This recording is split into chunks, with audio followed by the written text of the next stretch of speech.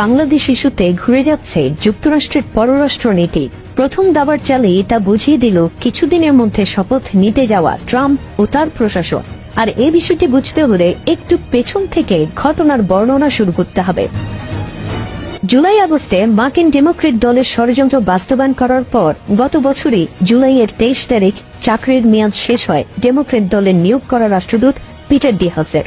এরপর থেকে এখন পর্যন্ত আর কোন অ্যাম্বাসেডর পাঠায়নি যুক্তরাষ্ট্র, যদিও আজ থেকে আরো 8 মাস আগেই বাইডেন প্রশাসন পরবর্তী অ্যাম্বাসেডর কে হবেন তা নির্ধারণ করে রেখেছিল।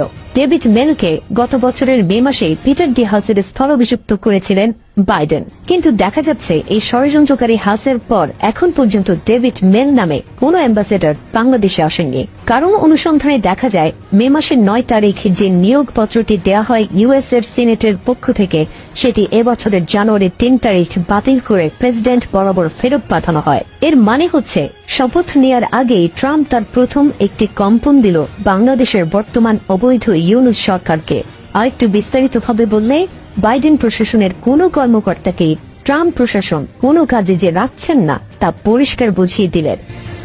অবৈধ ইউনূস সরকারের জন্য আশঙ্কার বিষয় হচ্ছে বাংলাদেশের মতো একটি ছোট রাষ্ট্রে বিগত দিনে কে রাষ্ট্রদূত হচ্ছে, কোন সরকারের কে নিয়োগ পেল সেটা নিয়ে পরবর্তী সরকার কোনদিন এত মাথা ঘামায়নি। তবে এবার ট্রাম্পের এমন সিরিয়াস হওয়া দেখে রীতিমতো জ্বর উঠে যাচ্ছে ষড়যন্ত্রে বিশ্বখ্যাত ইউনূস ও তার জঙ্গি কিশোর গ্যাংয়ের। যদি রাষ্ট্রদূত প্রেরণের মতো এত ছোট একটি বিষয়ে ট্রাম্প এতটা গুরুত্ব দেয়, তাহলে 20 জানুয়ারি শপথের পর একটি বড় ঝড় যে যুক্তরাষ্ট্র থেকে বাংলাদেশের দিকে ধেয়ে আসছে তা বলা বাহুল্য। অন্যদিকে ইতোমধ্যেই বিশ্ব দেখল এক বিরল ঘটনা, যে কানাডা আর যুক্তরাষ্ট্রের সম্পর্ক ছিল বিশ্বে উদাহরণ দেওয়ার মতো।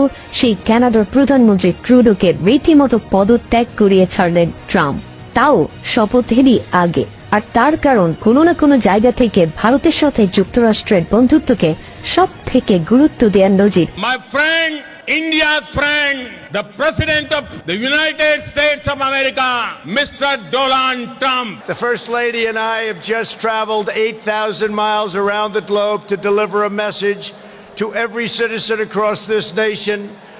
America loves India. America respects India. And America will always be faithful and loyal friends to the Indian people.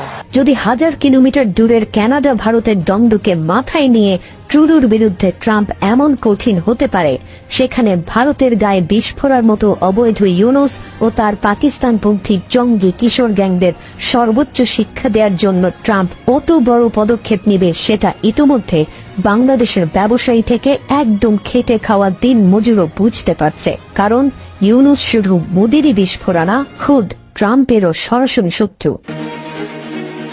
দেশের এবং আন্তর্জাতিক রাজনৈতিক বিশ্লেষকরা মনে করছেন, গত 5 আগস্ট পর্যন্ত আওয়ামী লীগের উপর মানুষের অনাস্থা যতটুকু ছিল, তার দ্বিগুণ হারে জনপ্রিয়তা বাড়ছে অবৈধ ইউনূসের ব্যর্থ রাষ্ট্র পরিচালনা আর আনুষ্ঠানিকভাবে সরকারে না যেতেই জামাত এবং বিএনপির জনসাধারণের উপর অত্যাচার দেখে। পাশাপাশি শেখ হাসিনা তার দীর্ঘ রাজনৈতিক ক্যারিয়ারে আন্তর্জাতিক পর্যায়ে যত বন্ধু রাষ্ট্র তৈরি করেছে, তার প্রত্যেকেই এখন বিবেক করছে শেখ হাসিনাকে পূর্ণাঙ্গ সমর্থন দিয়ে। আর সেখানেই সকল রাজনৈতিক বিশ্লেষকরা বলছেন, খালেদা জিয়া বাংলাদেশে ফিরে আসতে পারবেন কি পারবেন না সেটা নিয়ে সন্দেহ থাকলেও শেখ হাসিনা যে প্রধানমন্ত্রী হিসেবেই খুব শীঘ্রই বাংলাদেশে ফিরবেন এবং ইউনূস সহ প্রত্যেকটি সমন্বয়ক নামক জঙ্গিদের বিচার নিশ্চিত করবেন, তা আসলেই বলা বাহুল্য। Desk report, বিবাংলা.net।